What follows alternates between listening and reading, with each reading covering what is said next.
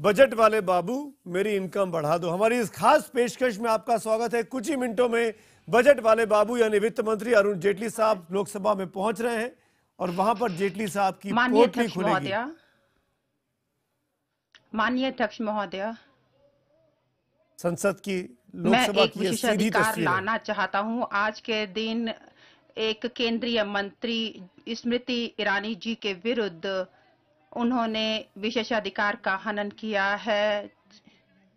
देखिए 26 फरवरी और 29 फरवरी देखिए केंद्रीय जो मंत्री हैं उनका यह मामला मेरे विचाराधीन है। अब बजट प्रस्तुत होगा। माननीय मंत्री जी,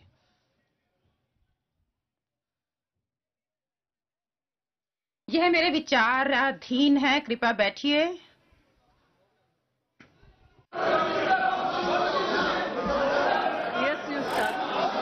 माननीय मंत्री जी, आप कृपया आरंभ करें।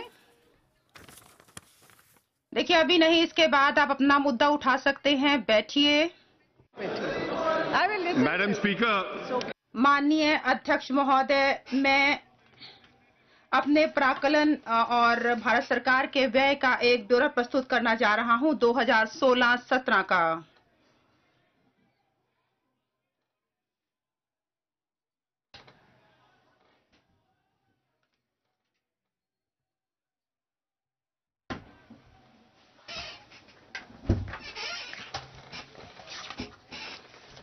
महोदय, ऐसा पहला कभी नहीं हुआ है। माननीय मंत्री जी का भाषण आ रहा है, बजट प्रस्तुत होने जा रहा है, लेकिन ऐसा पहले कभी नहीं हुआ है। यह गलत है महोदय। बजट के दौरान भी वह राजनीतिक अंक बटोरना चाहते हैं महोदय, यह ठीक नहीं है। Please, 1 minute. No, please. I have already said. देखिए मैंने पहले ही कह दिया है कि मुझे नोटिस प्राप्त हुए हैं विशेषाधिकार क्या प्रश्न के जो Of question of privilege dated 26th and 29 February respectively against Srimati Smriti Irani ji. नाम आना चाहिए ना? Yes. But the matter is under my consideration. That is the thing. No, now nothing will be. Have some respect for the parliamentary system. This is not the way. Madam speaker,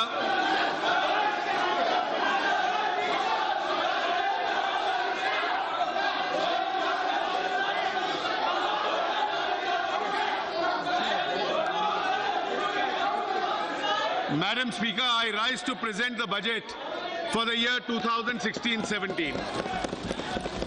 I am presenting this budget when the global economy is in a serious crisis. 2014 के 3.4% से कम होता हुआ 2015 में 3.1% के स्तर पर आ गया है। वित्तीय बाजारों पर आघात हुए हैं और वैश्विक व्यापार कम हो गया है। विश्व स्तर पर इन प्रतिकूल स्थितियों के बावजूद भारतीय अर्थव्यवस्था ने अपना आधार मजबूत रखा है। हमारी अंतर्निहित ताकत और इस सरकार की नीतियों की मेहरबानी से भारत को लेकर अपार विश्वास और आशा कायम है। अंतर्राष्ट्रीय मुद्रा कोष ने भारत को मंद पड़ती वैश्विक अर्थव्यवस्था के बीच एक दैदीप्यमान प्रकाश स्तंभ का नाम दिया है।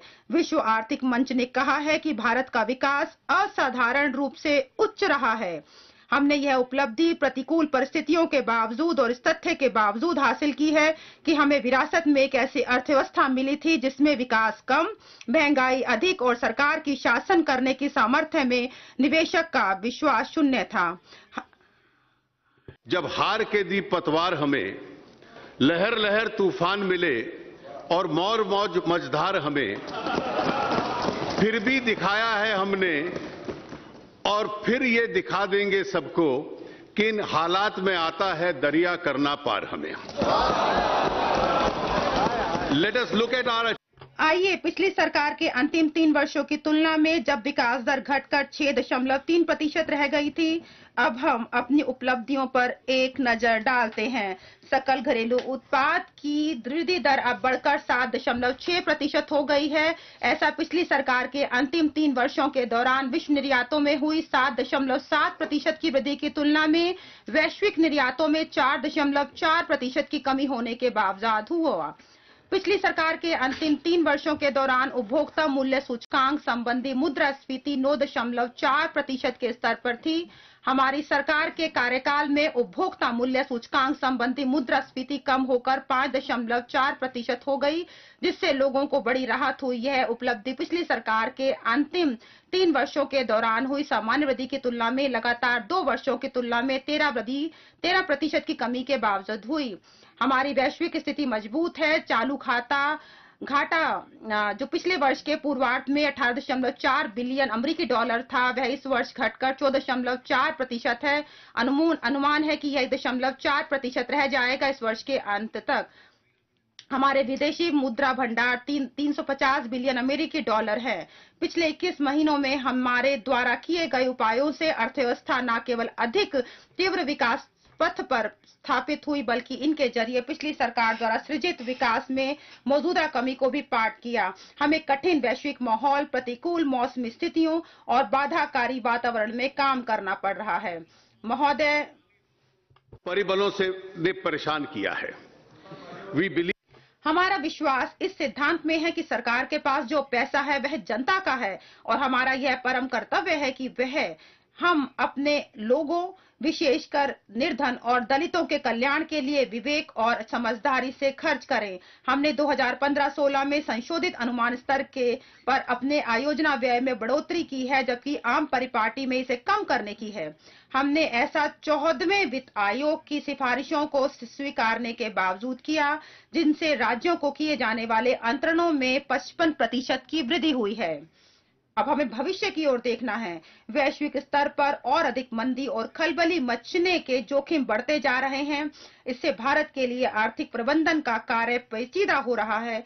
इस स्थिति में हम पर 3 गंभीर प्रयास पड़ेंगे। पहला, हमें बृहद आर्थिक स्थिरता और विवेकपूर्ण राजकोषीय प्रबंधन सुनिश्चित करके इन जोखिमों से अपनी रक्षा व्यवस्था को मजबूत करना है। दूसरा, चूंकि विदेशी बाजार कमजोर है, इसलिए हमें घरेलू मांग और भारतीय बाजारों पर निर्भर रहना होगा, ताकि यह सुनिश्चित किया जा सके कि भारत का विकास धीमा ना हो। और तीसरा, हमें आर्थिक सुधारों और नीतिगत उपायों की रफ्तार बनाए रखनी होगी। हम इन चुनौतियों को अवसरों के रूप में देखते हैं। वित्त वर्ष 2015-16 और 16-17 सरकारी व्यय के लिए बहुत चुनौतीपूर्ण रहे हैं और रहेंगे। 14वें वित्त आयोग ने करों में केंद्र का हिस्सा 68% से घटाकर 58% कर दिया है। वित्त वर्ष 15-16 में हम करों में केंद्र के हिस्से में की गई बड़ी कटौती के बावजूद राजस्व उछाल के कारण बजटीय व्यय में सुधार करने में समर्थ हुए। अगले वित्त वर्ष 16-17 में 7वें केंद्रीय वेतन आयोग की सिफारिशों और रक्षा कर्मियों के लिए एक रैंक एक पेंशन के कार्यान्वयन के कारण अतिरिक्त बोझ पड़ेगा। इसलिए सरकार को अपने व्यय में प्राथमिकता तय करनी होगी। हमारी इच्छा है कि कृषि और ग्रामीण क्षेत्र, सामाजिक क्षेत्र, अवसंरचना क्षेत्र में किए जाने वाले व्यय में वृद्धि की जाए और बैंकों के पुनर्पूंजीकरण की व्यवस्था हो। इससे उन क्षेत्रों की समस्या का समाधान हो पाएगा जिन पर तत्काल दिए जाने की आवश्यकता है। सरकार इस प्राथमिक दायित्व को भी निभा लेगी और उनको पर ध्यान देगी जो सरकार के लिए अत्यधिक महत्वपूर्ण है। सामाजिक क्षेत्र के विभिन्न कार्यक्रमों के परिव्यय को बढ़ाते हुए सरकार समाज के कमजोर वर्गों की मदद के लिए 3 मुख्य स्कीमें शुरू करेगी। प्रकृति के प्रतिकूल प्रभावों से किसान की रक्षा करने के लिए प्रधानमंत्री फसल बीमा योजना की घोषणा पहले ही की जा चुकी है। किसान बीमा प्रीमियम की एक मामूली राशि अदा करेगा और कोई नुकसान होने की दशा में सर्वाधिक मुआवजा प्राप्त करेगा। एक स्वास्थ्य बीमा योजना की भी घोषणा की जा रही है, जिसमें देश की 1/3 आबादी को अस्पताली व्यय के संबंध में सुरक्षा दी जाएगी। सरकार यह सुनिश्चित करने के लिए एक नया कदम उठा रही है कि बीपीएल परिवारों को सरकारी सब्सिडी की मदद से रसोई गैस कनेक्शन की सुविधा दी जाए। इससे महिलाओं पर और उन बीपीएल परिवारों के स्वास्थ्य में काफी सुधार होगा जो चूल्हे पर खाना बनाने के दुष्परिणामों से ग्रसित हैं। वार्षिक बजट सरकार के लिए आने वाले वर्ष में अपनी प्राथमिकताएं तय करने का एक और अवसर भी है। हमारी सरकार की प्राथमिकता साफ तौर पर कमजोर वर्गों, ग्रामीण क्षेत्रों और सामाजिक एवं भौतिक अवसंरचना के निर्माण के लिए अतिरिक्त संसाधन मुहैया कराना है। सरकार अभी चल रहे सुधार कार्यक्रम को जारी रखने का प्रयास भी करेगी और वस्तु एवं सेवा कर के कार्यान्वयन को सुकर बनाने के लिए संवैधानिक संशोधन पारित करना, शोधन अक्षमता और दिवालियापन कानून तथा संसद के समक्ष लंबित अन्य सुधार उपायों को पारित करना सुनिश्चित करेगी। इसके अतिरिक्त जैसा कि मैं आगे जाकर खुलासा करूंगा, हम महत्वपूर्ण सुधार शुरू करेंगे, जैसा कि एक ऐसा कानून बनाया जाएगा जो यह सुनिश्चित करे कि सभी सरकारी लाभ उन्हीं व्यक्तियों को दिए जाएं जो उनके पात्र हैं। ऐसा आधार मंच को सांविधिक समर्थन देकर किया जाएगा। परिवहन क्षेत्र से संबंधित विधायी ढांचे में बड़े परिवर्तन करना ताकि उसे बाधाओं और प्रतिबंधों से मुक्त किया जा सके।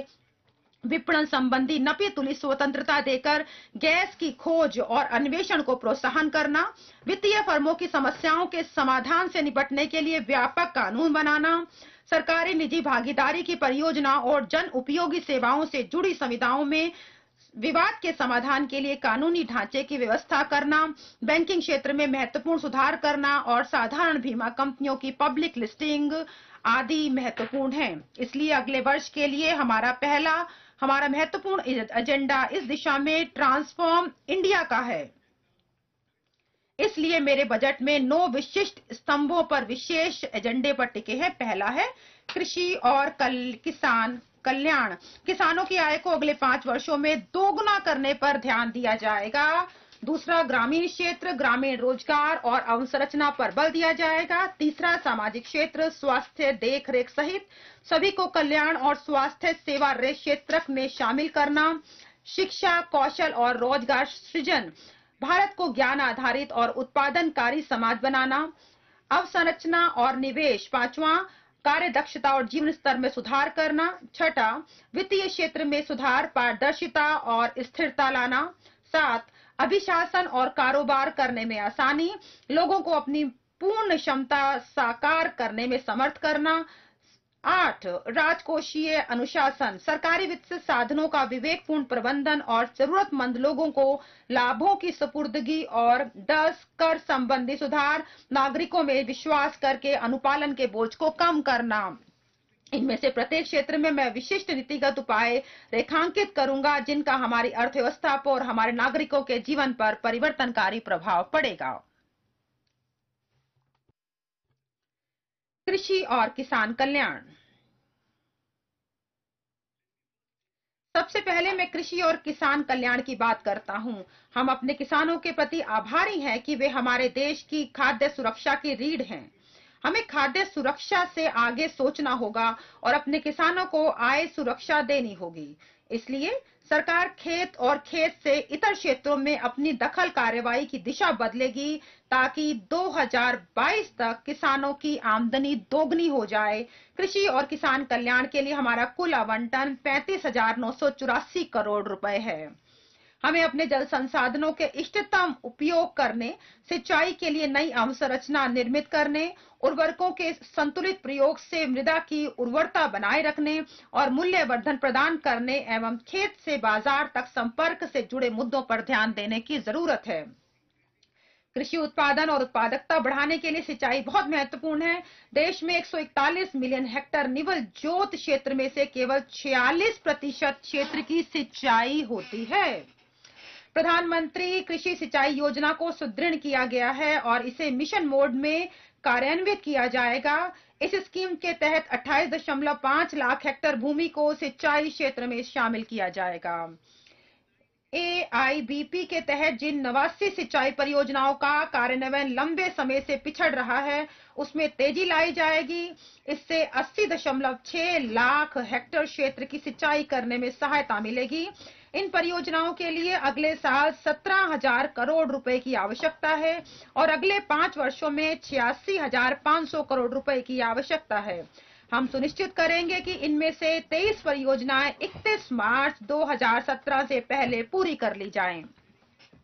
लगभग 20,000 करोड़ रुपए की आरंभिक कॉर्पस निधि से नाबार्ड में एक समर्पित दीर्घ अवधिक सिंचाई निधि बनाई जाएगी। ये सब हासिल करने के लिए 2016-17 में बजटीय सहायता और बाजार उधारों के जरिए कुल 12,517 करोड़ रुपए का प्रावधान किया गया है। इसके साथ साथ 6,000 करोड़ रुपए की अनुमानित लागत पर संपोषणीय भूजल संसाधन प्रबंधन का एक बड़ा कार्यक्रम तैयार किया गया है और इसके लिए बहुपक्षीय निधियन का प्रस्ताव है।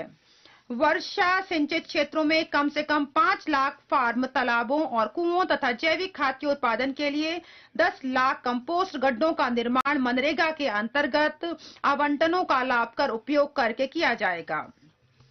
मृदा स्वास्थ्य कार्ड स्कीम का अब अधिक उत्साह के साथ कार्यान्वयन किया जा रहा है। इसके जरिए किसान मृदा के पोषक स्तर के बारे में जानकारी प्राप्त करते हैं और वे उर्वरकों का विवेकपूर्ण उपयोग कर सकते हैं।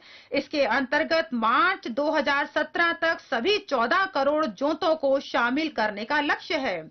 मृदा स्वास्थ्य और उर्वरता संबंधी राष्ट्रीय परियोजना हेतु 368 करोड़ रुपए उपलब्ध कराए जाएंगे। इसके अतिरिक्त उर्वरक कंपनियों के 2000 मॉडल खुदरा बिक्री केंद्रों को अगले 3 वर्षों के दौरान मुहैया कराई जाएंगी। उर्वरक कंपनियां शहर के कंपोस्ट का सह विपणन भी करेंगी, जो रसायन उर्वरता की क्षमता को बढ़ाएगा। स्वच्छ भारत अभियान के तहत शहर के कचरे को कंपोस्ट में परिवर्तित करने के लिए एक नीति भी सरकार द्वारा अनुमोदित हो गई है। वर्षा सिंचित क्षेत्रों में, जो कि देश की कृषि योग्य भूमि का लगभग 55% है, फसल की उपज बढ़ाने के लिए जैविक खेती का संवर्धन किया जा रहा है। इसके अतिरिक्त सरकार ने 2 महत्वपूर्ण स्कीमें शुरू की हैं। पहली परंपरागत कृषि विकास योजना, जिसके अंतर्गत 3 वर्ष की अवधि में 5 लाख एकड़ क्षेत्र में जैविक खेती की जाएगी। दूसरी, सरकार ने मूल्य श्रृंखला आधारित जैविक खेती स्कीम शुरू की है, जो पूर्वोत्तर क्षेत्र में जैविक मूल्य श्रृंखला विकास कहलाती है। मूल्यवर्धन पर जोर दिया जा रहा है ताकि इन भागों में उगाई जाने वाली जैविक उपज को घरेलू और निर्यात बाजार मिल सके। इन स्कीमों हेतु 412 करोड़ रुपए का प्रावधान किया गया है। दालों का उत्पादन बढ़ाने के लिए प्रोत्साहन दिए जा रहे हैं। राष्ट्रीय खाद्य सुरक्षा मिशन के तहत दालों के लिए 500 करोड़ रुपए का आवंटन निर्धारित किया गया है।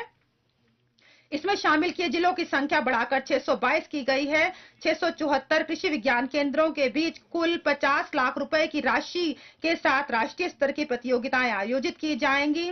किसानों की आय के लिए बाजारों की सुलभता बहुत महत्वपूर्ण है। सरकार एकीकृत कृषि विपणन समिति स्कीम कार्यान्वित कर रही है, जिससे साझा ई मार्केट मंच की परिकल्पना की गई है। इसे चुनिंदा 585 विनियमित थोक बाजारों में काम में लाया जाएगा। राज्यों के एपीएमसी अधिनियमों में संशोधन करना इस मंच में शामिल करने की अपेक्षा है।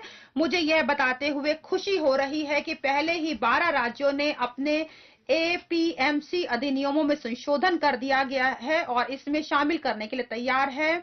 एकीकृत कृषि विपणन ई मंच इस वर्ष 14 अप्रैल को डॉक्टर बाबा साहब अम्बेडकर के जन्म दिवस पर राष्ट्र को समर्पित किया जाएगा। चालू वर्ष के दौरान केंद्रीय पूल भंडार में भंडारण क्षमता में 97 लाख मीट्रिक टन की बढ़ोतरी की गई है। हम प्रधानमंत्री ग्राम सड़क योजना को इस तरह कार्यान्वित कर रहे हैं जैसे पहले कभी नहीं की गई। ये स्कीम विगत में वित्त संसाधनों की कमी से ग्रस्त रही है। वर्ष 2012-13 और 13-14 में आवंटन केवल 8,885 करोड़ और 9,805 करोड़ रुपए था। हमने पिछले 2 वर्षों में आवंटन काफी बढ़ाया है और अब 2016-17 में 19,000 करोड़ रुपए आवंटित किए गए हैं।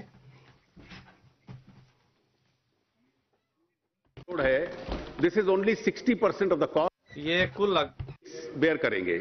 Together with the state share, totally about और राज्यों के हिस्से में 16-17 में 27,000 करोड़ इस योजना पर खर्च किए जाएंगे। हमारा उद्देश्य है कि इस कार्यक्रम को पूरा करने का लक्ष्य 2021 के बजाय अब 2019 किया जाए और 2.23 लाख किलोमीटर सड़कों का निर्माण करके बाकी 65,000 पात्र बस्तियों को जोड़ दिया जाए। तदनुसार निर्माण की प्रगति जो 2011-14 के दौरान औसत 73.4 किलोमीटर की तुलना में इस समय प्रतिदिन 100 किलोमीटर है, उसे काफी हद तक बढ़ाया जाएगा। प्राकृतिक आपदा के बाद किसानों की सहायता करने के लिए सरकार ने अप्रैल 2015 में राष्ट्रीय आपदा अनुक्रिया निधि के अंतर्गत सहायता के मानदंडों में संशोधन किए हैं। किसानों के लिए पर्याप्त और समय पर ऋण प्रवाह सुनिश्चित करने पर विशेष ध्यान दिया गया है। वर्ष 2015-16 में 8.5 लाख करोड़ रुपए के लक्ष्य की तुलना में 16-17 में कृषि ऋण के लिए लक्ष्य अब का सबसे अधिक 9 लाख करोड़ रुपए होगा। किसानों पर ऋण अदायगी के भार को कम करने के लिए बजट अनुमान 2016-17 में ब्याज सहायता के लिए 15,000 करोड़ रुपए का प्रावधान किया गया है।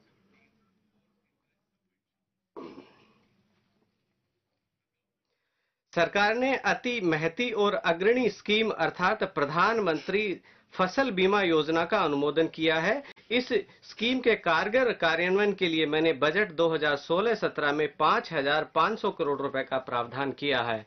हमें यह सुनिश्चित करना है कि न्यूनतम समर्थन मूल्य के लाभ देश भर के किसानों को मिले। आप चाहे तो बैठकर पढ़ सकते हैं।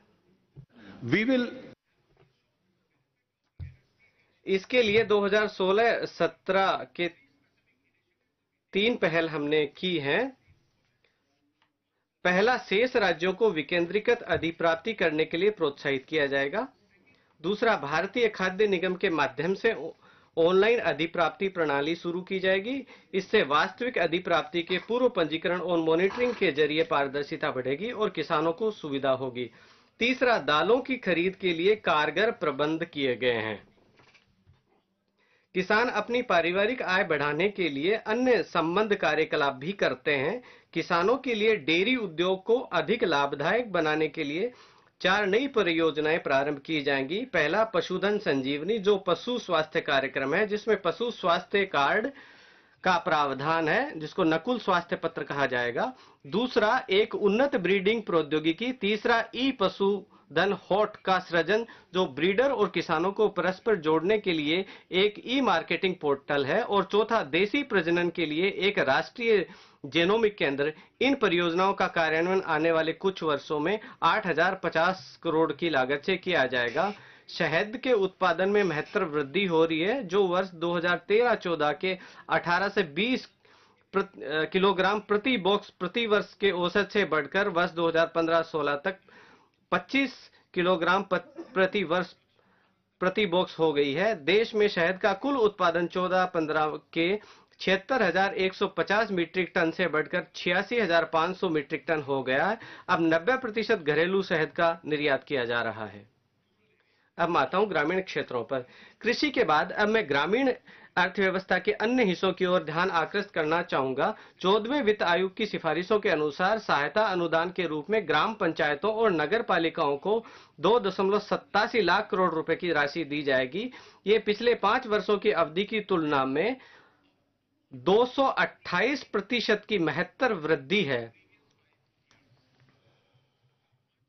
इस निधि के मौजूदा आवंटन से प्रति ग्राम पंचायत औसतन 80 लाख रुपए से अधिक और प्रति शहरी स्थानीय निकाय 21 करोड़ रुपए से अधिक की सहायता मिलेगी। ये अधिक आवंटन गांवों एवं शहरों का कायाकल्प कर सकते हैं। इसे कार्य रूप देने के लिए पंचायती राज राज्यों के साथ कार्य करेगा और दिशा निर्देश तैयार करेगा। सूखा और ग्रामीण आपदा वाले क्षेत्रों पर ध्यान दिए जाने की अत्यंत आवश्यकता है। इन आपदाग्रस्त क्षेत्रों के प्रत्येक ब्लॉक को दीनदयाल अंत्योदय मिशन के तहत एक विशिष्ट ब्लॉक के रूप में लिया जाएगा। बहुविध आजीविका के प्रोत्साहन के लिए स्व सहायता समूह के गठन की प्रक्रिया तेज की जाएगी। मनरेगा के तहत क्लस्टर सुविधा टीमों का गठन किया जाएगा, जो जल संरक्षण और प्राकृतिक संसाधनों के प्रबंधन को सुनिश्चित करेंगी। इन जिलों को प्रधानमंत्री कृषि सिंचाई योजना के तहत भी प्राथमिकता दी जाएगी। वर्ष 2016-17 में मनरेगा के लिए 38,500 करोड़ रुपए की राशि का आवंटन किया गया है। अध्यक्ष महोदया, ये जो धनराशि है, ये अब तक की सबसे ज्यादा धनराशि खर्च की गई है मनरेगा के अंतर्गत। श्यामा प्रसाद मुखर्जी ग्रामीण शहरी मिशन, जिसका शुभारंभ हाल ही में माननीय प्रधानमंत्री द्वारा किया गया है, के तहत 300 ग्रामीण शहरी क्लस्टरों का विकास किया जाएगा। ये क्लस्टर किसानों के लिए अवसंरचनाएं, सुविधाएं और बाजार पहुंच सुलभ कराकर ग्रामीण क्षेत्रों में विकास केंद्रों का परिपोषण करेंगे। ये युवाओं के लिए अधिक रोजगार के अवसर भी प्रदान करेंगे। 1 अप्रैल 2015 की स्थिति के अनुसार कुल 18,542 गांवों का विद्युतीकरण नहीं हुआ था। माननीय प्रधानमंत्री ने 15 अगस्त 2015 को राष्ट्र को किए गए अपने संबोधन में यह घोषणा की थी कि शेष गांवों का विद्युतीकरण 1000 दिनों में कर लिया जाएगा। 23 फरवरी 2016 तक 5542 गांवों का विद्युतीकरण किया जा चुका है। मेरे विचार से विद्युत मंत्रालय बधाई के पात्र है इसके लिए। ये पिछले वर्षों में हासिल की गई कुल उपलब्धियों से भी अधिक है। सरकार 1 मई 2018 तक 100% गांवों में बिजली पहुंचाने के लिए प्रतिबद्ध है। दीनदयाल उपाध्याय ग्राम ज्योति योजना और एकीकृत विद्युत विकास स्कीमों हेतु 8500 करोड़ रुपए की व्यवस्था की गई है। स्वच्छ भारत मिशन विशेषकर ग्रामीण भारत में स्वच्छता और सफाई की स्थिति सुधारने का भारत का सबसे बड़ा अभियान है। यह विषय राष्ट्रपिता के हृदय के करीब था। स्वतंत्रता प्राप्ति के बाद पहली बार संसद में स्वच्छता पर एक व्यापक बहस हुई। यह लगभग प्रत्येक परिवार में चर्चा का विषय बना। हमने स्वच्छता के संबंध में शहरी क्षेत्रों के श्रेणीकरण की शुरुआत की है, जिसके परिणाम स्वरूप नगरों और शहरों के बीच एक रचनात्मक प्रतिस्पर्धा शुरू हुई है। स्वच्छ भारत अभियान के लिए 9000 करोड़ रुपए की इस बार व्यवस्था की गई है। इस रफ्तार को बनाए रखने के लिए उन गांवों को पुरस्कृत करने हेतु केंद्रीय प्रायोजित स्कीम से प्राथमिकता प्राप्त आवंटन किया जाएगा, जो खुले में शौच करने की समस्या से मुक्त हो चुके हैं। हमने अपनी आबादी से और अधिक लाभ उठाने की आवश्यकता है। हमें भारत के ग्रामीण क्षेत्र में डिजिटल साक्षरता का प्रसार करना होगा। 16.8 करोड़ ग्रामीण परिवारों में से 12 करोड़ परिवारों के पास कंप्यूटर नहीं है और इन परिवारों में शायद ही कोई व्यक्ति होगा जो डिजिटल दृष्टि से साक्षर हो। हम डिजिटल साक्षरता को बढ़ावा देने के लिए 2 स्कीमें पहले ही अनुमोदित कर चुके हैं। ये स्कीम है राष्ट्रीय डिजिटल साक्षरता मिशन और डिजिटल साक्षरता अभियान दिशा। अब हम ग्रामीण भारत हेतु एक नई डिजिटल साक्षरता मिशन स्कीम आरंभ करने जा रहे हैं, जिसमें अगले 3 वर्षों के भीतर लगभग 6 करोड़ और परिवारों को शामिल किया जाएगा। इस स्कीम का ब्यौरा अलग से दिया जाएगा। विवाद मुक्त स्वामित्व बनाने के लिए भूमि अभिलेखों का आधुनिकीकरण करना अत्यंत आवश्यक है। राष्ट्रीय भूमि अभिलेख आधुनिकीकरण कार्यक्रम को डिजिटल इंडिया पहल के अंतर्गत नवीकृत किया गया है और इसे 1 अप्रैल 2016 से केंद्रीय क्षेत्र की स्कीम के रूप में क्रियान्वित किया जाएगा। इस नवीकृत कार्यक्रम से एक समेकित भूमि सूचना प्रबंधन प्रणाली तैयार होगी। इस परियोजना 150 करोड़ रुपए की व्यवस्था की गई है। पंचायती राज संस्थानों को अभिशासन क्षमता विकसित करनी होगी ताकि सतत विकास लक्ष्यों को हासिल किया जा सके। इसलिए एक नई पुनर्संरचित स्कीम राष्ट्रीय ग्राम स्वराज अभियान शुरू किए जाने का प्रस्ताव है, जिसके लिए वर्ष 2016-17 में 655 करोड़ रुपए रखे गए हैं। समग्र ग्रामीण विकास के लिए मैंने वर्ष 2016-17 के बजट में 87,765 करोड़ रुपए आवंटित किए हैं।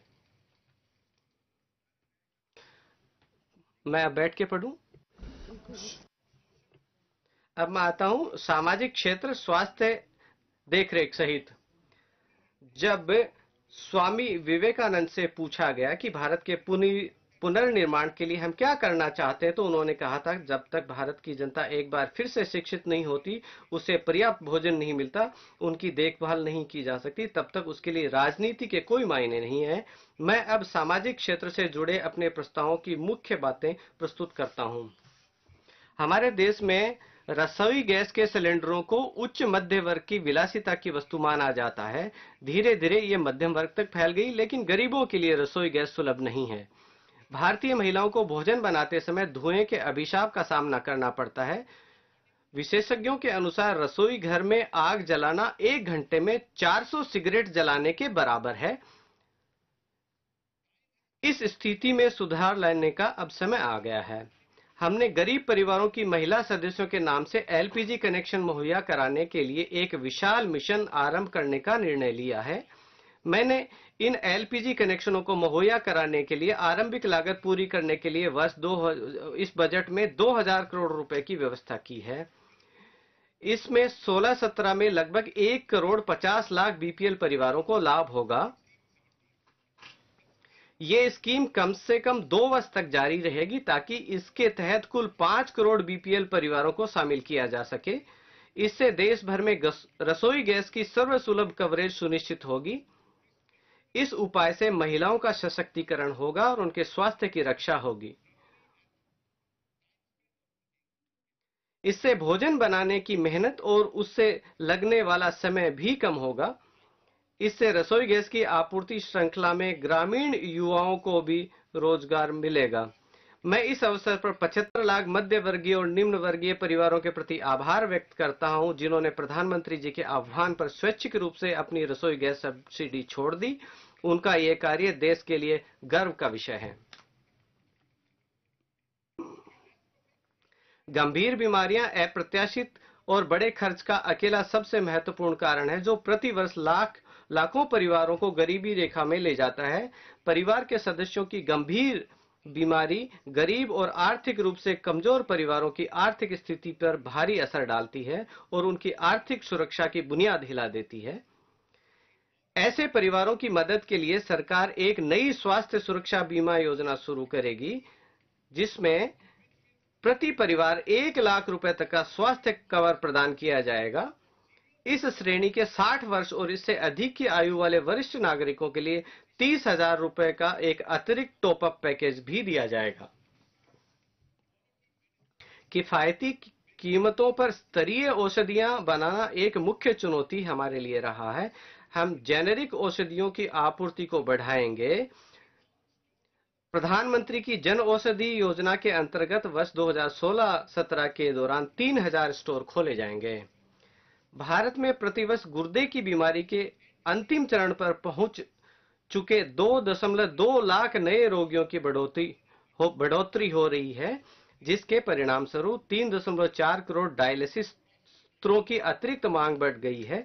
भारत में लगभग 4,950 डायलिसिस केंद्र हैं, जो मुख्यतः निजी क्षेत्र और प्रमुख शहरों में हैं। इस वजह से केवल आधी मांग की ही पूर्ति होती है। प्रत्येक डायलिसिस सत्र के लिए लगभग 2,000 रुपए का खर्च आता है, जो प्रतिवर्ष 3 लाख रुपए से अधिक बैठता है। इसके अलावा अधिकतर परिवारों को डायलिसिस सेवाओं के लिए अक्सर लंबी दूरी तय करके कई चक्कर लगाने पड़ते हैं, जिनसे यात्राओं पर भारी खर्च होता है और मजदूरी की हानि होती है। इस स्थिति का समाधान करने के लिए मैं राष्ट्रीय डायलिसिस सेवा कार्यक्रम की शुरुआत करने का प्रस्ताव करता हूं। सभी जिला अस्पतालों में डायलिसिस सेवाएं मुहैया कराने के लिए राष्ट्रीय स्वास्थ्य मिशन के तहत सरकारी निजी भागीदारी मोड के जरिए निधियां उपलब्ध कराई जाएंगी। इसकी लागत को कम करने के लिए मैं डायलिसिस उपकरणों के कुछ हिस्से पुर्जों पर बुनियादी सीमा, उत्पाद शुल्क, सीवीडी और एसईडी की छूट का भी प्रस्ताव करता हूं। अनुसूचित जाति और अनुसूचित जनजाति के उद्यमी सफल व्यावसायिक उद्यम शुरू करने और उन्हें सफलतापूर्वक चलाकर बड़ी आशा जगा रहे हैं। प्रधानमंत्री ने अनुसूचित जातियों और अनुसूचित जनजातियों के बीच उद्यमिता को बढ़ावा देने का आह्वान किया है, ताकि वे नौकरी ढूंढने की बजाय नौकरी देने वाले बन सकें। मुझे आपको यह सूचित करते हुए प्रसन्नता है कि अनुसूचित जाति, अनुसूचित जनजाति तथा महिलाओं के बीच उद्यमिता को बढ़ावा देने के लिए केंद्रीय मंत्रिमंडल ने स्टैंड अप इंडिया स्कीम को मंजूरी दी है। इस परियोजनार्थ 500 करोड़ रुपए उपलब्ध कराए गए हैं। ये स्कीम प्रत्येक श्रेणी के एक उद्यमी के लिए प्रतिवर्ष प्रति बैंक शाखा कम से कम ऐसी 2 परियोजनाओं को मदद देगी। इस स्कीम से लगभग 2.5 लाख उद्यमी लाभान्वित होंगे। हम डॉक्टर बी.आर. अंबेडकर की 125वीं जयंती मना रहे हैं। यह वर्ष अनुसूचित जाति, अनुसूचित जनजाति के उद्यमियों के लिए आर्थिक सशक्तिकरण का वर्ष होना चाहिए। हमने उद्यमिता परितंत्र निर्मित करने के संबंध में दलित भारत वाणिज्य और उद्योग मंडल के साथ विस्तृत चर्चा की। उद्योग संघों के साथ भागीदारी करके सूक्ष्म, लघु, मध्यम उद्यम मंत्रालय में राष्ट्रीय अनुसूचित जाति जनजाति केंद्र बनाए जाने का प्रस्ताव है। ये केंद्र उन ऐसे उद्यमियों को व्यावसायिक सहायता उपलब्ध कराया जाएगा, ताकि केंद्र सरकार की अधिप्राप्ति नीति 2012 के अंतर्गत दायित्व पूरे किए जा सकें। अल्पसंख्यकों के कल्याण तथा कौशल विकास की स्कीमों जैसे बहुक्षेत्रीय विकास कार्यक्रम तथा उस्ताद स्कीम का कारगर क्रियान्वयन किया जाएगा। अब आता हूं शिक्षा, कौशल और रोजगार सृजन पर। मैं अब शिक्षा, कौशल विकास और रोजगार सृजन के अंतर्गत किए जाने वाले प्रस्तावित उपायों पर प्रकाश डालना चाहूंगा, जो मेरे बजट प्रस्ताव का चौथा स्तंभ है। शिक्षा। देश भर में प्राथमिक शिक्षा को सर्वसुलभ करने के बाद अब हम शिक्षा के स्तर पर ध्यान देकर अगला बड़ा कदम उठाना चाहते हैं। इसके लिए सर्व शिक्षा अभियान के अंतर्गत बड़ा आवंटन किया जाएगा। इसके अलावा अगले 2 वर्ष में इस योजना में अभी तक शामिल न किए गए शेष जिलों में 62 नवोदय विद्यालय खोले जाएंगे। हम उच्च शिक्षण संस्थाओं के सशक्तिकरण के लिए प्रतिबद्ध हैं, ताकि उन्हें विश्व स्तरीय शिक्षण और अनुसंधान संस्थाएं बनने में मदद मिल सके। 10 सरकारी और 10 निजी संस्थाओं को एक समर्थकारी विनियामक संरचना मुहैया कराई जाएगी, ताकि वे विश्व स्तरीय शिक्षण और अनुसंधान संस्थानों के रूप में उभर सकें। इससे आम भारतीयों को उच्च स्तरीय शिक्षा का कम खर्च होगा और एक विस्तृत स्कीम बनाई जाएगी।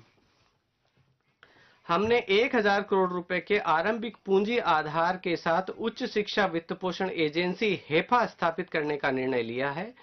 हेफा न हानि न लाभ के आधार पर कार्य करने वाला संगठन होगा, जो बाजार से निधियां प्राप्त करेगा तथा इसकी अनुपूर्ति दान और CSR निधियों से करेगा।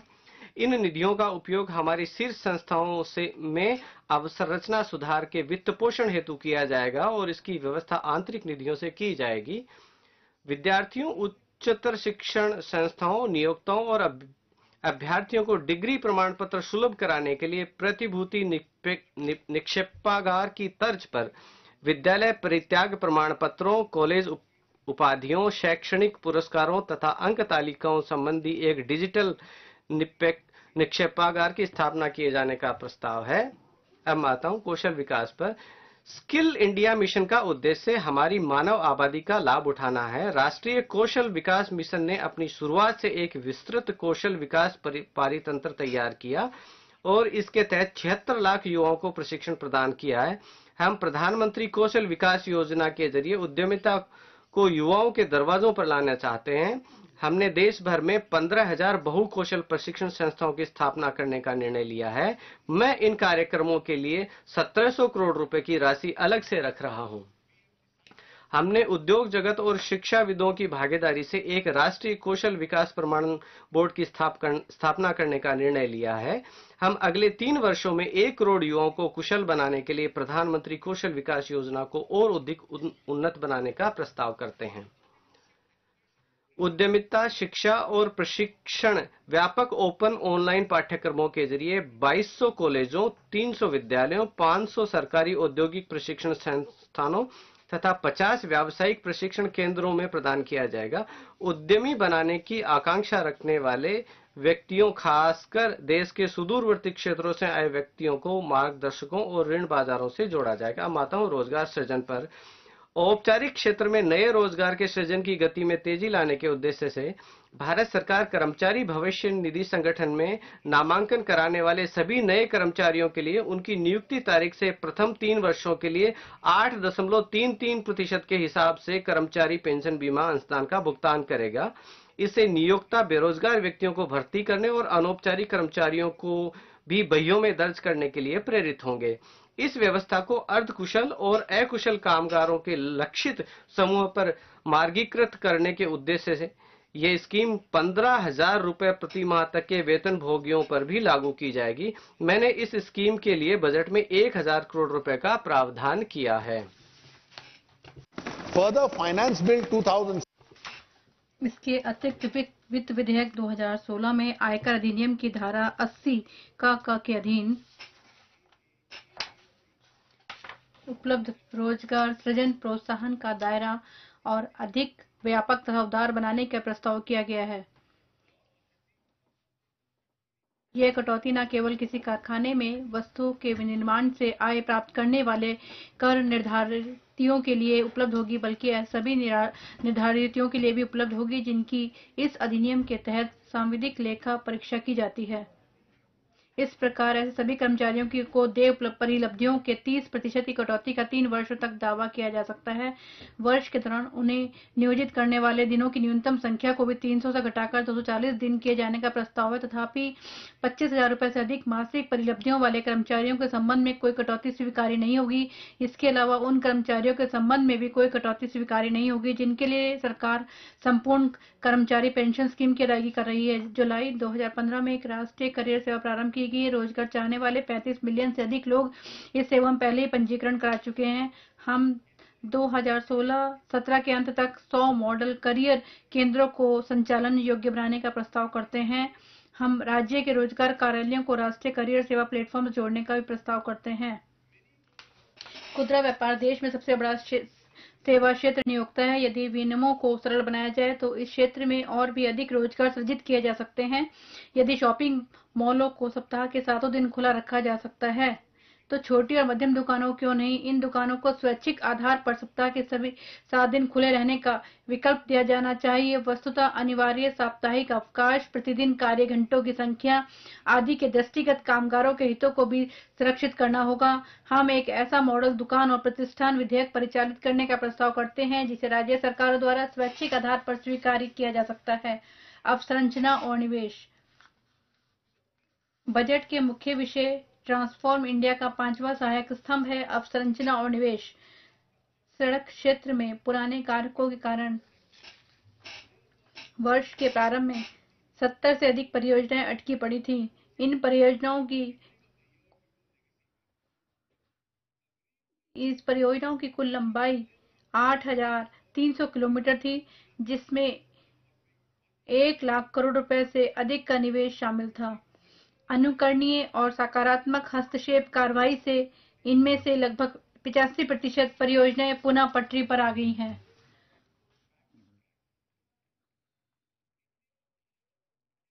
भारत में पहली बार 2015 में सर्वाधिक किलोमीटर के राजमार्ग की संविदा प्रदान की गई है। साथ ही मोटर वाहनों का सर्वाधिक उत्पादन भी 2015 में किया गया और यह अर्थव्यवस्था के विकास का संकेत है। लेकिन इससे एक चुनौती भी उत्पन्न हो गई है। अतः हमने सड़क निर्माण की प्रक्रिया की गति भी तेज कर दी है। मैंने राजमार्गों के लिए बजट में 55,000 करोड़ रुपए की राशि के आवंटन का प्रस्ताव किया है। इसे NHAI द्वारा ब्रांडों के जरिए जुटाए जाने वाले अतिरिक्त 15,000 करोड़ रुपए की राशि से और बढ़ाया जाएगा। इस प्रकार 2016-17 के सड़क क्षेत्र में कुल निवेश प्रधानमंत्री ग्राम सड़क योजना आवंटन सहित 97,000 करोड़ होगा। रेलवे के पूंजीगत व्यय को मिलाकर 2016-17 में सड़कों और रेलवे संबंधी कुल परिव्यय होगा रेल पर और सड़कों पर, जिसके बारे में प्रभु जी ने भी घोषणा की थी, वो 2,18,000 करोड़ रुपए होगा।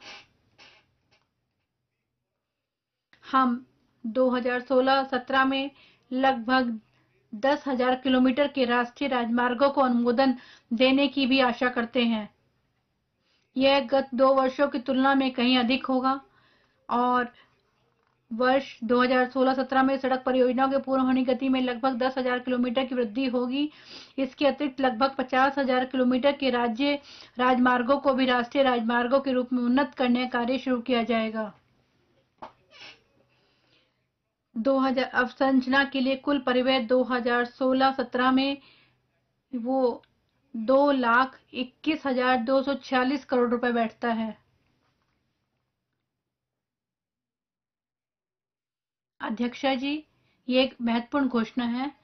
आम आदमी जो हमारे यहाँ यातायात है उसको हम अधिक और दक्ष बनाना चाहते हैं। आम आदमी के लिए, मध्यम वर्ग के लाभार्थ के लिए यह पूर्णतः एक अपरिष्कृत क्षेत्र है जिसे अनेक बाधाओं का सामना करना पड़ता है। परमिट राज का उन्मूलन हमारा मध्यावधि लक्ष्य होगा और सरकार मोटर वाहन अधिनियम में आवश्यक संशोधन करेगी और सड़क परिवहन क्षेत्र को यात्री के खंड में खोलेगी। राज्यों के लिए एक समर्थकारी परितंत्र उपलब्ध कराया जाएगा जिसमें उन्हें एक नए विधिक ढांचे को अंगीकार करने का विकल्प दिया जाएगा। उद्यमी कतिपय कार्यदक्षता एवं सुरक्षा मानदंडों का पालन करने के अधीन विभिन्न मार्गों पर बसें चला सकेंगे। इस युगांतकारी पहल के मुख्य लाभों में अधिक दक्ष सार्वजनिक परिवहन सुविधाएं, लोगों को और अधिक जन सुविधा, इस मरणासन क्षेत्र में नया निवेश, हमारे युवाओं के लिए नए रोजगार, स्टार्टअप उद्यमियों का विकास और अन्य कई गुना प्रभाव शामिल होंगे। इन उपायों से हम विकास के मार्ग पर अधिक तेजी से बढ़ पाएंगे। वर्ष 2015 में भारत के बड़े पत्तनों ने अब तक की सर्वाधिक गुणवत्ता वाले कार्यों को हैंडल किया है। हमने बड़े पत्तनों में अब तक की सर्वाधिक क्षमता का भी अभिवर्धन किया है। हम पत्तनों को अधिक आधुनिक बनाने और उनकी क्षमता में वृद्धि करने के लिए अनेक उपाय किए हैं। सागरमाला परियोजना पहले ही कार्यान्वित की जा चुकी है।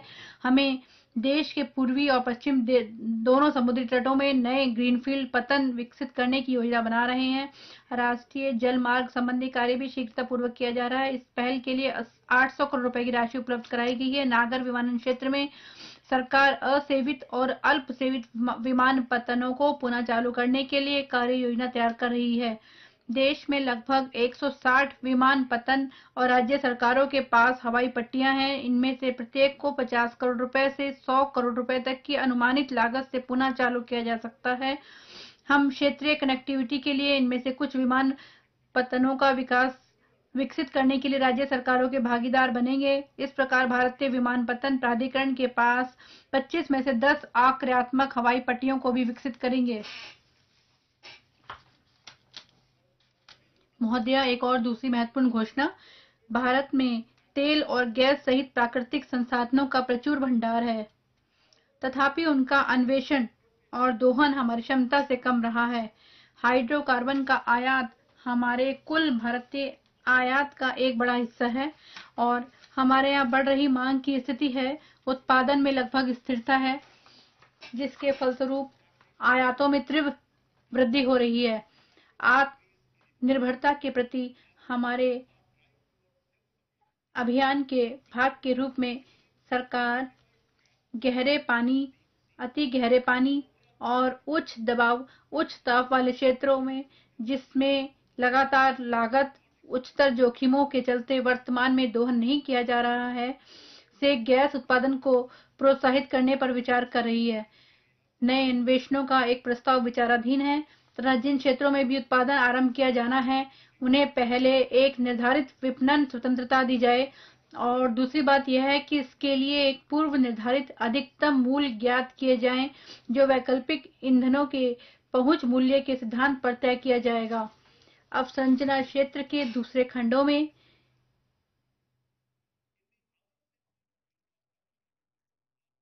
हमारी सरकार ने गत 2 दशकों में कोयला उत्पादन में सर्वाधिक वृद्धि, उत्पादन में अब तक की सर्वाधिक क्षमता अभिवर्धन, पारेषण लाइनों में और एलईडी बल्बों के वितरण में अब तक की सर्वाधिक वृद्धि का लक्ष्य प्राप्त कर लिया है। विद्युत क्षेत्र में हमें दीर्घावधिक स्थिरता के लिए विद्युत उत्पादन के स्रोतों में विविधता लाने की जरूरत है। सरकार नाभिकीय विद्युत उत्पादन में निवेश के अभिवर्धन के लिए अगले 15 से 20 वर्षों की अवधि में कार्यान्वित किए जाने वाली एक व्यापक आयोजना तैयार करने जा रही है।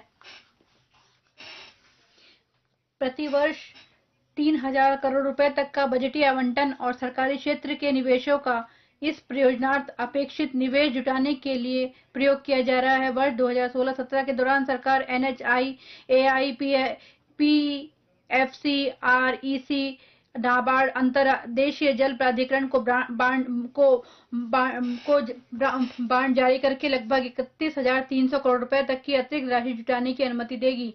हमारे निजी क्षेत्र अवसंरचना सुविधाओं के विकास में महत्वपूर्ण भूमिका निभाते हैं, जिनमें से अनेक सरकारी निजी भागीदारी मोड में क्रियान्वित किए जाते हैं। मैं क्षेत्र में एक बार फिर से तेजी लाने के लिए 3 नई पहलों की घोषणा करता हूं। पहला, अवसंरचना संबंधी निर्माण संविदाओं, सरकारी निजी भागीदारी तथा सार्वजनिक उपयोगिता संविदाओं में विवाद समाधान के लिए संस्थागत व्यवस्थाओं को सुप्रभावी बनाने हेतु 2016-17 में एक सार्वजनिक उपयोगिता विधेयक पुनर्स्थापित किया जाएगा।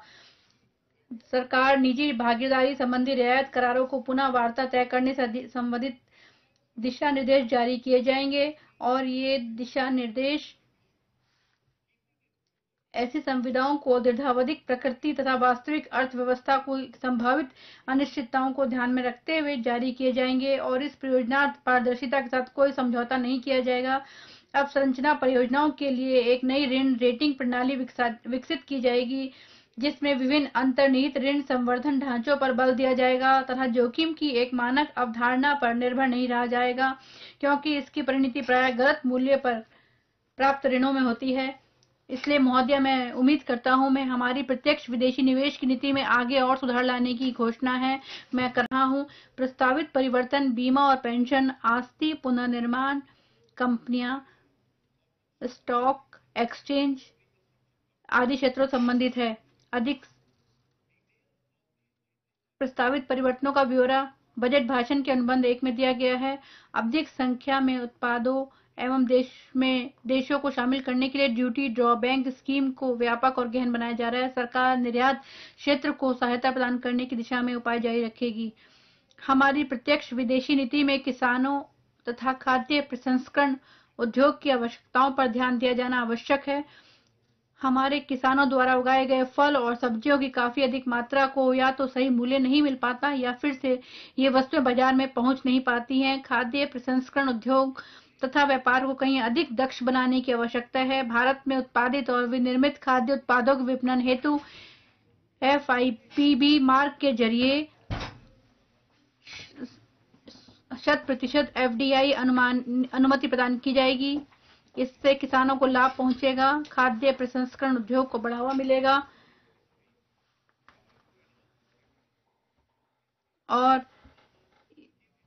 और इससे किसान जो है वो इस क्षेत्र को इसको बढ़ा पाएंगे आगे और काफी अधिक संख्या में रोजगार के अवसर मिलेंगे। सार्वजनिक क्षेत्र उद्यमों में विनिवेश और स्ट्रेटेजिक बिक्री सहित सरकारी निवेश के प्रबंधन हेतु एक नई नीति अनुमोदित की गई है। हमें नई परियोजनाओं में निवेश हेतु संसाधन जुटाने के लिए केंद्रीय सरकारी क्षेत्र में उपक्रमों की परिसंपत्तियों का उपयोग करना है। हमें केंद्रीय सार्वजनिक क्षेत्र के उपक्रमों को इस बात के लिए प्रोत्साहित करेंगे कि वे भूमि विनिर्माणकारी यूनिटों आदि जैसे व्यष्टि अस्थियों को विनिवेश करके आस्ति के बराबर मूल्य प्राप्त करें। नीति आयोग इस स्ट्रेटेजिक बिक्री के लिए उद्यमों की पहचान करेगा। हम पूंजी पुनर्संचना, लाभांश, बोनस, शेयर आदि जैसे मुद्दों का समाधान करके केंद्रीय सार्वजनिक क्षेत्र के उपक्रमों में सरकारी निवेश के दक्ष प्रबंधन हेतु एक व्यापक दृष्टिकोण अपनाएंगे और विनिवेश विभाग का नया नाम दीपम दिया जा रहा है। प्रत्येक अर्थव्यवस्था के विकास हेतु एक स्फूर्त वित्तीय क्षेत्र का अत्यधिक महत्व होता है। अपने पिछले 2 बजटों में मैंने इस संबंध में कई उपायों की घोषणा की है। अब मैं निम्नलिखित पहल की घोषणा करता हूं। वित्तीय प्रतिष्ठानों में दिवालियापन की स्थितियों से निपटने के लिए व्यवस्थागत शून्य विद्यमान है। 2016-17 के दौरान संसद में वित्तीय प्रतिष्ठानों की समस्याओं के समाधान संबंधी एक व्यापक संहिता विधेयक के रूप में स्थापित की जाएगी। यह संहिता बैंकों, बीमा कंपनियों और वित्तीय क्षेत्र के निकायों के रूप में दिवालियापन की स्थितियों से निपटने के लिए एक विशेष समाधान तंत्र उपलब्ध कराएगी। शोधन अक्षमता और दिवालियापन संहिता 2015 के साथ उस संहिता को अधिनियमित किए जाने पर हमारी अर्थव्यवस्था में एक व्यापक समाधान तंत्र उपलब्ध होगा और आरबीआई अधिनियम 1934 में संशोधन किया जा रहा है ताकि वित्त विधेयक 2016 के जरिए मौद्रिक नीति ढांचा मौद्रिक नीति समिति के लिए सांविधिक आधार की व्यवस्था दी जा सके। समिति आधारित दृष्टिकोण से मौद्रिक नीतिगत निर्णयों को अत्यधिक महत्व और पारदर्शिता प्राप्त होगी। वित्तीय क्षेत्र में समेकित आंकड़ा समेकन विश्लेषण को सुसाध्य बनाने के लिए वित्तीय स्थिरता विकास परिषद के तत्वाधान में एक वित्तीय आंकड़ा प्रबंधन केंद्र स्थापित किया जाएगा। सरकारी प्रतिभूतियों में बेहतर खुदरा प्रतिभागिता को बढ़ावा देने के लिए भारतीय रिजर्व बैंक स्टॉक एक्सचेंज के माध्यमों से NDSOM व्यापार मंच तक पहुंच स्थापित करके प्राथमिक और द्वितीयक बाजारों में प्रतिभागिता को सुसाध्य बनाया जाएगा। सेबी द्वारा जिस व्युत उत्पाद बाजार में नए व्युत उत्पादों को विकसित किया जाएगा। कॉरपोरेट बॉन्ड बाजार को गहन बनाने में सहायता करने के लिए अनेक उपाय किए जाएंगे, जिसका ब्यौरा बजट भाषण के अनुबंध 2 में रखा दिया गया है। शोधन अक्षमता दिवालियापन संहिता के अधिनियम से कॉरपोरेट बॉन्ड बाजार के विकास को बड़ा प्रोत्साहन प्राप्त होगा। बैंकिंग क्षेत्र में दबावयुक्त आस्तियों की समस्या का समाधान करने के लिए आस्ति पुनर्निर्माण कंपनियों की भूमिका बहुत महत्वपूर्ण है। अतः मैं सारफेसी अधिनियम 2002 में आवश्यक संशोधन करने का प्रस्ताव करता हूं ताकि ARC के प्रायोजक को उस ARC में 100% स्टेक धारिता रखने की क्षमता प्राप्त हो। गैर संस्थागत निवेशकों को प्रतिभूतिगत जमा राशि प्राप्त करने की स्कीमों द्वारा धोखाधड़ी का शिकार हो जाने की घटनाओं में वृद्धि हुई है। इन स्कीमों के सबसे अधिक शिकार गरीब और वित्तीय जानकारी न रखने वाले लोग होते हैं। ऐसी स्कीमों का प्रचालन प्राय अनेक राज्यों में फैला होता है। अतः मैं प्रस्ताव करता हूं कि ऐसे स्कीमों के आतंक से निपटने के लिए 2016-17 में व्यापक केंद्रीय विधान लाया जाएगा। मैं यह भी प्रस्ताव करता हूं कि आगामी वर्ष में सेबी अधिनियम 1992 में संशोधन किया जाए ताकि प्रतिभूति अपीलीय अधिकरण में सदस्यों और पीठों की संख्या बढ़ाई जा सके। जैसा कि माननीय सदस्य इस बात से पूर्णतः अवगत हैं, वित्तीय क्षेत्र का सामर्थ्य एक मजबूत सुचारू रूप में कार्य करने वाली बैंकिंग प्रणाली पर निर्भर करता है। हमारे पास सार्वजनिक क्षेत्र के बैंकों के सुपुष्टिकरण हेतु पहले से ही इंद्रधनुष नामक एक व्यापक योजना है जिसे क्रियान्वित किया जा रहा है। हमारे समक्ष अभी सार्वजनिक क्षेत्र के बैंकों में भारग्रस्त अस्थियों की समस्या है जो काफी समय से चली आ रही है। इस संबंध में पहले ही अनेक उपाय किए गए हैं। हम बैंकों के ऋण प्रदायी और कार्मिक संबंधी मामलों में हस्तक्षेप नहीं कर रहे हैं। विभिन्न क्षेत्रों जैसो कि विद्युत, कोयला, राजमार्ग, चीनी और इस्पात में संरचनात्मक समस्याओं का समाधान किया गया है। बैंक रुकी परियोजनाओं के पुनरुद्धार पर विशेष ध्यान केंद्रित करते हुए वसूलियां प्राप्त करने की दिशा में विशेष प्रयास करें। बैंकों के प्रयासों में सहायता और साथ ही ऋण वृद्धि में मदद करने के लिए मैं सार्वजनिक क्षेत्र के बैंकों को पुनः पूंजीकरण के लिए 2016-17 के बजट अनुमान में 25,000 करोड़ रुपए के आवंटन का प्रस्ताव करता है। यदि इन बैंकों को अतिरिक्त पूंजी की आवश्यकता होगी तो हम इसके लिए संसाधनों का पता लगाएंगे। इन बैंकों के साथ मजबूती से खड़े हैं। हमारे सार्वजनिक क्षेत्र के बैंकों को सुदृढ़ प्रतिस्पर्धी बनाना होगा। 2016-17 में बैंक बोर्ड ब्यूरो को क्रियाशील किया जाएगा। सार्वजनिक क्षेत्र के बैंकों के सुदृढ़ीकरण के लिए एक भावी कार्य योजना तैयार की जाएगी। FDI बैंक के रूपांतरण की प्रक्रिया पहले शुरू हो चुकी है। सरकार इस कार्य को आगे बढ़ाएगी। अपनी शेयरधारिता को 50% तक कम करने के लिए विकल्प पर विचार करेगी। भारग्रस्त अस्थियों से संबंधित समस्याओं के तेजी से समाधान हेतु ऋण वसूली अभिकरणों का सुदृढ़ीकरण किया जाएगा, जिसमें मौजूदा अवसंरचना में सुधार लाने और न्यायालयीय मामलों में कंप्यूटरीकृत प्रक्रमण पर विशेष ध्यान दिया जाएगा ताकि न्यायालयों में सुनवाइयों की संख्या में कमी लाई जा सके और मामलों का तेजी से निपटान हो। व्यवस्था में सबसे निचले स्तर पर खड़े उद्यमियों को लाभ पहुंचाने के लिए प्रधानमंत्री मुद्रा योजना का शुभारंभ किया गया था। बैंकों तथा NBFC MFI ने रिपोर्ट किया है कि इस वर्ष फरवरी के आरंभ तक PMMY के अंतर्गत 2.5 करोड़ से अधिक उधार लेन वालों को मंजूरी की गई है। राशि लगभग 1 लाख करोड़ रुपए पहुंच गई है। मैं प्रस्ताव करता हूं कि अगले वर्ष के लिए लक्ष्य बढ़ाकर 1,80,000 करोड़ रुपए कर दिया जाए। विशेषकर ग्रामीण क्षेत्रों में वित्तीय सेवाओं की पहुंच बेहतर हो और हम आगामी 3 वर्षों में व्यापक राष्ट्रव्यापी आधार पर डाकघरों में ATM, माइक्रो ATM सुविधाओं को चालू करेंगे। सरकार के स्वामित्वाधीन कंपनियों में जनता की शेयरधारिता, उच्च स्तर की पारदर्शिता, जवाबदेही सुनिश्चित करने का उपाय है। इस उद्देश्य को बढ़ावा देने के लिए सरकार की स्वामित्वाधीन साधारण बीमा कंपनियों को स्टॉक एक्सचेंजों में सूचीबद्ध किया जाएगा। हमारी सरकार प्रक्रियागत सुधारों, सूचना प्रौद्योगिकी समर्थित सरकारी प्रक्रियाओं आदि पर विशेष ध्यान देते हुए सुशासन पर अभूतपूर्व बल दे रही है। इसके पीछे हमारा लक्ष्य यह है कि सरकारी एजेंसियों के साथ जनसाधारण के पारस्परिक संबंध के बीच आने वाली कठिनाइयों को दूर किया जा सके। विभिन्न मंत्रालयों में मानव संसाधनों के युक्तिकरण के लिए एक कार्यबल गठित किया गया है। स्वायत्त निकायों की व्यापक समीक्षा और इनका युक्तिकरण भी किया जा रहा है। न्यूनतम सरकार और अधिकतम अभिशासन का अति महत्वपूर्ण घटक है वास्तविक लाभार्थियों को सरकारी सब्सिडियों और वित्तीय सहायता का लक्ष्यबद्ध संवितरण सुनिश्चित करना। सरकारी धन निर्धनों और पात्र व्यक्तियों के पास बिना किसी विपथन के पहुंचना चाहिए। इस उद्देश्य की प्राप्ति के लिए 3 विशिष्ट पहल प्रस्तावित हैं। पहला, हम आधार व्यवस्था का प्रयोग करके वित्तीय सहायता और अन्य सब्सिडियों, लाभों और सेवाओं की लक्ष्यबद्ध सुपुर्दगी के लिए विधेयक पेश करेंगे। यह विधेयक संसद के वर्तमान बजट सत्र में पेश किया जाएगा। तथापि आधार संख्या या प्रमाणीकरण से नागरिकता या निवास स्थान का कोई अधिकार नहीं मिलता। लाभार्थियों को सही ढंग से लक्षित करने के लिए आधार का प्रयोग करते हुए सामाजिक सुरक्षा मंच तैयार किया जाएगा। यह एक परिवर्तनकारी कानून होगा जिससे निर्धन और कमजोर वर्ग लाभान्वित होंगे। दूसरा, हम एलपीजी में प्रत्यक्ष लाभ अंतरण डीबीटी पहले से ही प्रारंभ कर चुके हैं। इस सफल अनुभव के आधार पर अब हमारा प्रस्ताव देश के कुछ जिलों से उर्वरकों के लिए प्रायोगिक आधार पर डीबीटी प्रारंभ करने का है ताकि किसानों को सेवा सुपुर्दगी की गुणवत्ता में सुधार लाया जा सके। तीसरा, देश की 5.35 लाख उचित कर दुकानों में से 3 लाख उचित दर दुकानों को मार्च 2017 तक स्वचालन सुविधा प्रदान की जाएगी।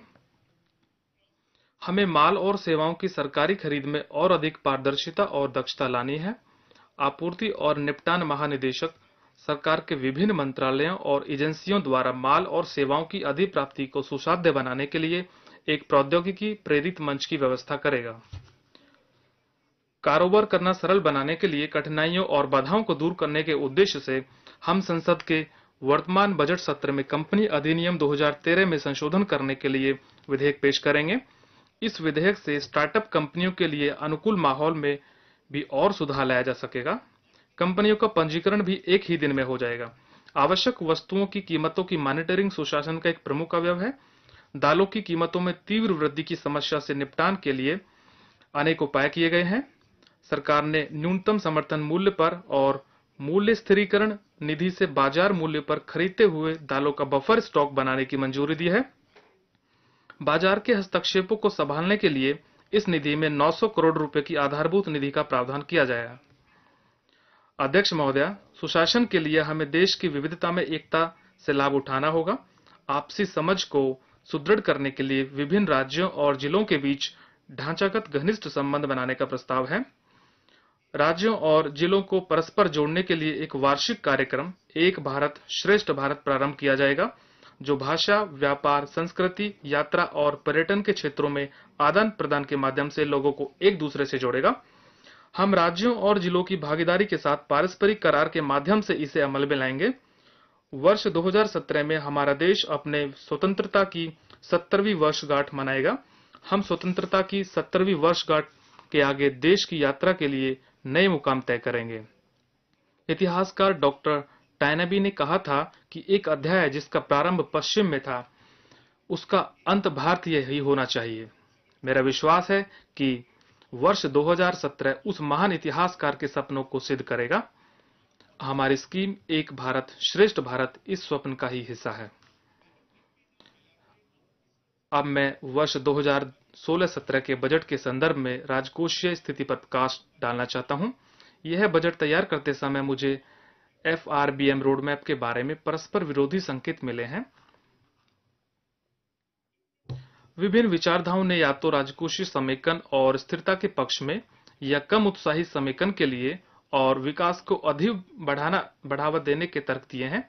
मैंने नीतिगत विकल्पों का मूल्यांकन कर लेने के बाद निर्णय लिया है कि समझदारी राजकोषीय लक्ष्यों पर डटे रहने में ही है। परिणामतः 2015-16 और बजट आकलन 2016-17 में राजकोषीय घाटा क्रम से 3.9% और 3.5% रखा गया है। ऐसा करते हुए मैंने यह भी सुनिश्चित किया है कि विकास के एजेंडे को जोखिम में न डाला जाए। वर्ष 2016-17 के बजट में कुल व्यय 19.78 लाख करोड़ रुपए होने का अनुमान है, जिसमें 5.50 लाख करोड़ रुपए का आयोजना व्यय और 14.28 लाख करोड़ रुपए का आयोजना भिन्न व्यय होगा। वर्तमान वर्ष में बजट अनुमान की तुलना में आयोजना व्यय में 15.3% तक की वृद्धि की गई है। आयोजना आवंटनों में कृषि, सिंचाई, स्वास्थ्य सहित सामाजिक क्षेत्र, महिला एवं बाल विकास, अनुसूचित जातियों और जनजातियों, अल्पसंख्यकों का कल्याण, अवसंरचना इत्यादि जैसे क्षेत्रों पर विशेष बल दिया गया है। राज्यों को अधिक सशक्त बनाने की नीति जारी रखते हुए राज्यों को अंतरित किए जा रहे कुल संसाधन संशोधित अनुमान 2015-16 की तुलना में 99,681 करोड़ रुपए अधिक थे और वास्तविक 2014-15 की तुलना में 2,46,024 करोड़ रुपए अधिक हैं। कतिपय मुख्य क्षेत्रों और स्कीमों में आवंटन का ब्यौरा भाषण के अनुबंध 3 में दिया गया है।